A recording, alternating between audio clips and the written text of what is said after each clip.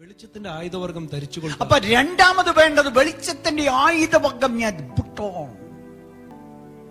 വെളിച്ചത്തിന്റെ ആയുധവർഗം ഞാൻ ധരിക്കണം. നിങ്ങൾക്കറിയാം എന്തൊക്കെയാണെന്നുള്ളത് ഞാൻ വിശദീകരിക്കുന്നില്ല. പ്രിയപ്പെട്ടവരെ, ഇന്നലത്തെ വിശുദ്ധിയിലല്ല ഇന്ന് ഞാൻ ജീവിക്കേണ്ടത്. എൻ്റെ ജീവിതത്തിൽ രൂപാന്തരങ്ങൾ വന്നുകൊണ്ടേയിരിക്കണം. അതിൻ്റെ അർത്ഥം God is not living in you.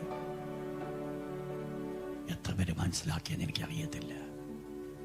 ജീവിതത്തിൽ ദൈവം വസിക്കുന്നുവെങ്കിൽ ദൈവത്തിൻ്റെ ഒരു പ്രത്യേകതയാണ് അവൻ്റെ പുത്രൻ്റെ സ്വരൂപത്തോട് അനുരൂപരാകുവാൻ എന്നെ പ്രേരിപ്പിച്ചുകൊണ്ടിരിക്കും, ഹേമിച്ചുകൊണ്ടിരിക്കും.